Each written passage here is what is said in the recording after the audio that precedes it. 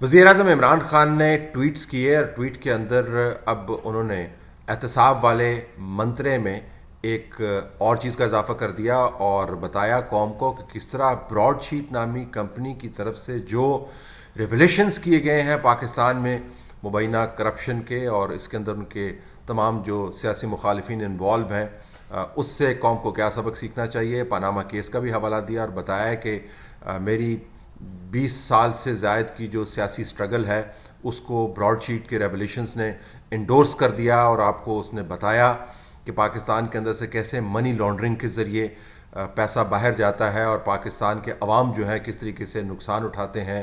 और फिर इसके तनाज़ुर में अगर आप उनके दूसरे बयानात भी सुने जिसमें वो कहते हैं कि मैंने नहीं छोड़ना इन लोगों को, तो आपको पता चलेगा कि इमरान खान अब पनामा पेपर्स के बाद ब्रॉडशीट के ऊपर इसरार करते रहेंगे आने वाले कई महीनों बल्कि सालों के अंदर। तो बड़े सवाल यहाँ पर दो तीन ये हैं कि इमरान खान साहब को ब्रॉडशीट की याद अब क्यों आने लग गई। ये वो कंपनी है जिसको जनरल परवेज़ मुशर्रफ ने 2000 के बाद हायर किया था कि सियासतदानों, बिजनेसमैनों और इसके अंदर रिटायर्ड फ़ौजी अफसरान भी शामिल हैं और आम लोग भी शामिल हैं जिनके पास बड़ा पैसा था, उनके असासों की ख़बर लेके आए ताकि पाकिस्तान से लूटी हुई दौलत, मैं 2000 की बात कर रहा हूँ, आज से तकरीबन 20 साल पहले की, वापस लाई जा सके।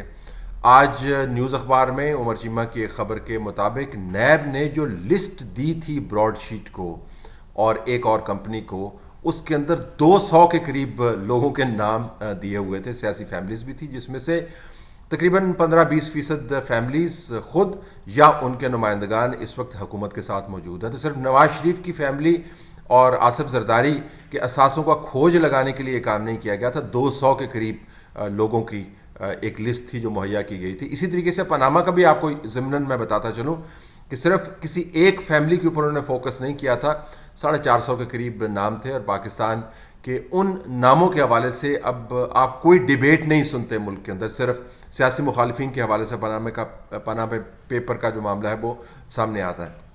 ब्रॉडशीट के अंदर भी 200 फैमिलीज़ की लिस्ट दी गई थी। तो उसके बाद 2003 में ये मुआहदा ख़त्म कर दिया नैब ने और 2005 तक तो ये कंपनी वजूद में ही नहीं थी। फिर ये कंपनी दोबारा रिवाइव हुई। तो 20 साल गुजरने के बाद इमरान खान को ब्रॉडशीट की रेवलेशंस क्यों सताने लग गए हैं, इसके 2-3 ज़ावियों से जवाब दिए जा सकते हैं। पहले तो हम आपको ये बता दें कि ब्रॉडशीट कंपनी जो है वो पाकिस्तान दोस्त कंपनी साबित नहीं हुई है। उसने पाकिस्तान की हुकूमत और पाकिस्तान की रियासत के साथ कानूनी सींग लड़ाए। इस सींग लड़ाने के नतीजे में बदतरीन किस्म की आपस में मुँहमारी भी हुई और ब्रॉडशीट कंपनी ने ये कहा कि आपने हमारे साथ किया हुआ मुआहदा ख़त्म करके हमें नुकसान पहुंचाया है और बरतानवी अदालत से उसने रजू किया। वो केस उन्होंने जीत लिया और इस कंपनी ने पाकिस्तान की कौम को 4.5 अरब रुपए से ज़्यादा की फक्की दी है। यानी जुर्माना जो हमारे हाई कमीशन के अंदर पड़े हुए जो पैसे हैं उनके अकाउंट्स में वो निकलवा कर इस ब्रॉडशीट कंपनी को दिया गया। तो ये वो कंपनी है जिसने 4.5 अरब से ज़्यादा की फक्की हमें दी। उसके अलावा एक और ख़बर के मुताबिक 50 करोड़ से ज़्यादा अभी हमने रुपए इनको और देने हैं और फिर यह भी बताया गया कि अगर हमने ये बकिया जुर्माना ना दिया तो $5000 पर डे हमें ये जुर्माना करते रहेंगे। अंसार अब्बासी ने अपने एक वीडियो लॉग के अंदर हमें ये बताया, ख़बर हमें दी कि इस दौरान जब ये कंपनी वक्ती तौर पर तातुल का शिकार थी, एक फ्रॉडिये ने इसी नाम की एक और कंपनी बनाकर तकरीबन $15 लाख जो हैं वो हुकूमत पाकिस्तान से ये प्रिटेंड करते हुए कि ब्रॉडशीट को रिप्रेजेंट कर रही है उसकी कंपनी, वो पाकिस्तान की हुकूमत से उसने हथिया लिए। तो वो एक अलग फ्रॉड है। तो ये वो कंपनी है जिसने पाकिस्तान की हुकूमत और पाकिस्तान के अवाम से खतीर रकूम बतौर जुर्माना हासिल किए हैं। और जब एक हालिया टीवी प्रोग्राम के अंदर इस बात की याद दहानी करवाई गई तो ताज़ा appointed interior minister Sheikh Rashid साहब का यह रद्द-ए-अमल था। ब्रॉडशीट वाला मामला है, पाकिस्तान को 4.5 अरब रुपए का चूना लग गया।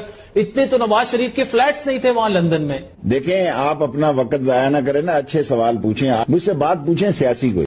تو جو کائیاں سیاستدان ہیں وہ اس معاملے میں پڑنا نہیں چاہتے، وہ ان کو پتہ ہے کہ یہ تو بڑا ایک گندا پول ہے، اس کے اندر اگر آپ پتھر پھینکیں گے تو چھینٹے ہم پر پڑیں گے۔ تو عمران خان صاحب ایک ایسی کمپنی جس نے پاکستان کی ریاست کا نام برباد کیا، اس کو جرمانوں کی صورت میں ٹھیک ٹھاک پھکی دی، اس کی مارکیٹنگ کیوں کر رہے ہیں کہ جس طرح وہ بہت بڑا معتبر نام ہے؟ اور یہ بھی ہم آپ کو بتا دیں کہ یہ وہی کمپنی ہے جس نے پاکستان کرکٹ بورڈ کو اور پاکستان ہائی کمیشن کو ایک خط لکھا تھا کہ اگر آپ نے ہمیں جرمانے کے پیسے نہیں دیے تو پاکستان کرکٹ ٹیم کو بطور پاکستان کے اثاثے کے ان کو ہم ان کے جتنے اثاثے وہاں پر موجود ان کو ہم ضبط کر لیں گے، ان کی فیس ہو سکتی ہیں، ان کے کٹ بیگز ہو سکتے ہیں، ان کے اگر اکاؤنٹس کے اندر پیسے پڑے ہوئے ہیں وہ ہم ضبط کر لیں گے۔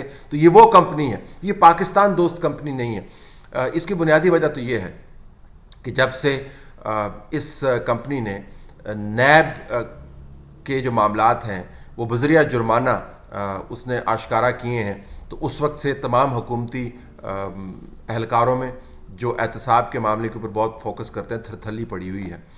اس کمپنی کی طرف سے پاکستان کو جو نقصان پہنچا اگر اس کی تحقیقات شروع ہو جاتی ہیں تو نیب براہ راست زد میں آتا ہے، اور اگر نیب براہ راست زد میں آتا ہے کہ 4.5 ارب سے زائد جرمانہ کس کھاتے میں پاکستان کی قوم کو دینا پڑا، ان اثاثوں کی تحقیق اور حصول کی صورت میں جو ابھی تک پاکستان کے اندر نہیں آ پائے یا ان کا وجود ہی نہیں ہے، تو نیب اس تمام تحقیقات کے زمرے میں آتی ہے، اور اگر نیب اس تحقیقات کے زمرے میں آتی ہے تو ظاہر حکومت کا تمام احتساب کا منترا جو ہے دھڑام سے گر جاتا ہے۔ تو عمران خان صاحب کو براڈ شیٹ کے جو الزامات ہیں اور ان کی طرف سے جو بات کی جا رہی ہے اس کو معتبر اس وجہ سے بنانا ہے کہ وہ معتبر بناتے بناتے جرمانے کی اصل کہانی کو مکمل طور پر سائیڈ لائن کر دیتے ہیں۔ نمبر 2، یہ جو براڈ شیٹ کمپنی ہے یہ اللہ واسطے کام نہیں کرتی، ان کو تو کانٹریکٹ چاہیے۔ ان کا جو سربراہ ہے موسوی، وہ بڑا ہی ڈوبیس قسم کا آدمی ہے۔ کبھی وہ الزام لگاتا ہے کہ شریف فیملی کی طرف سے ان کو باقاعدہ آفر کی گئی کہ ہمارے خلاف اگر آپ انویسٹیگیشن ڈراپ کر دیں تو ہم آپ کو ایک خطیر رقم دے دیں گے۔ سوال بڑا یہاں پر یہ بنتا ہے کہ جب نیب نے خود ہی اس کمپنی کے ساتھ معاہدہ ختم کر دیا تھا تو کسی بھی فیملی کو کیا پڑی کہ اس کمپنی کے پاس دوبارہ واپس جائے اور کہے جی کہ ہم آپ کو پیسے آفر کرتے ہیں۔ موسوی صاحب بنیادی طور پر کانٹریکٹ لینے کے چکروں میں ہیں، جرمانہ انہوں نے حاصل کر لیا ہے، مزید جرمانے کی رقم انہوں نے لے لینی ہے، اگر ہم نے نہیں دی تو $5,000 کی جو رقم ہے پر ڈے بطور جرمانہ ہمیں مزید دینی پڑے گی، اور اس وقت تک دیتے رہیں گے جب تک ان کی اوریجنل رقم جو باقی بچتی ہے وہ نہ دے پائیں۔ تو موسوی صاحب نے تو باقاعدہ کانٹریکٹ لینا ہے، اس کا انہوں نے ان انٹینشنلی اظہار کیا۔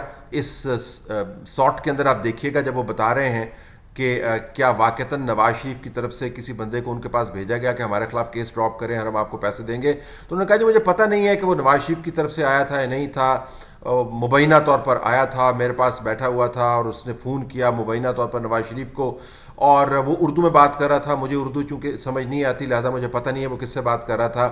ساتھ ہی جلدی سے بولتے ہیں کہ مجھے 20 سال تک اردو سیکھ لینی چاہیے تھی، اب اگر نیب مجھے کانٹریکٹ دیتا ہے تو میں اردو سیکھ لوں گا۔ Nephew of Mr. Nawaz Sharif. I have no way of ascertaining whether that's true. He made one telephone call in front of myself and a colleague of mine to Mr. Sharif. Strike that.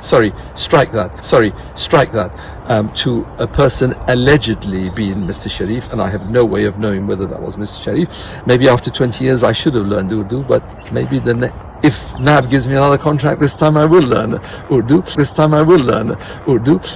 ذرا غور کیجئے، موسوی صاحب کی زندگی کا مقصد ہے contract حاصل کرنا، اور اس کانٹریکٹ کے حصول کے لیے انہوں نے کیا کیا پاپڑ بیلے۔ ایک اور سارٹ کے مطابق اسی انٹرویو سے جو متعلق ہے اس کے مطابق موسوی صاحب نے یہ بھی الزام لگایا کہ پاناما پیپرز کے بعد جب ان کو اپروچ کیا گیا کسی مبینہ ملٹری انٹیلیجنس کے بندے کی طرف سے، تو ان کو یہ کہا گیا کہ ہم آپ کا کانٹریکٹ ان اثاثوں کی تحقیقات کے لیے رینیو کر سکتے ہیں، ظاہر ہے کانٹریکٹ کے اندر ان کو پیسے ملتے ہیں، پھر پرسنٹیج بھی ملتی ہے جتنے وہ پیسے ریکور کرتے ہیں، ہم آپ کا کانٹریکٹ رینیو کر دیں گے اگر ہمیں اس میں سے ایک کٹ ملے۔ یعنی وہ الزام یہ لگا رہے ہیں کہ مبینہ طور پر انٹیلیجنس افسران ان کو کانٹریکٹ رینیول کی آفر دے رہے ہیں، لیکن اس شرط پر کہ ان کو بھی پیسے ملے۔ تو ایک بڑا ڈوبیس قسم کا شخص ہے، لیکن ہم نے دنیا کے ہر ڈوبیس شخص کی بات مان لینی ہے، ہم نے ہر الزام کو جو ہمارے سیاسی مخالفین کے اوپر ہماری نظر میں بیٹھتا ہے اس کو معتبر قرار دے دینا ہے. ہم نے اصل معاملے کی طرف بالکل نہیں آنا. ہم نے لوگوں کو پہلے پاناما کے ٹرک کی بتی کے پیچھے لگایا, اب ہم براڈ شیٹ کے ٹرک کی بتی کے پیچھے لگا رہے ہیں, اس وجہ سے کہ اصل معاملے سے نظر ہٹ پائے. اور اصل معاملہ کیا ہے؟ نیب نے اس کمپنی کے ساتھ معاہدہ کر کے پاکستان کے ایکسچیکر کو نقصان پہنچایا. اس کمپنی نے پاکستان کی عزت کو پامال کیا, لیکن یہ کمپنی اس وجہ سے معتبر اب ٹھہرائی جا رہی ہے کہ اس نے سیاسی مخالفین کے اوپر دھڑا دھڑ حملے کیے ہیں کیونکہ اس کو کانٹریکٹ کی ضرورت ہے. تو ہمیں براڈ شیٹ کی سیاست بھی سمجھنی چاہیے اور ہمیں حکومت وقت کی سیاست بھی سمجھنی چاہیے. بدقسمتی سے اصل ایشوز کے اوپر کوئی فوکس نہیں کرتا, اور براڈ شیٹ اب وہ ایشو ہے جو آنے والے دنوں میں بلکہ ہفتوں میں اور مہینوں میں آپ اسی طریقے سے سنتے رہیں گے جس طرح آپ پاناما کا نام سنتے رہے تھے.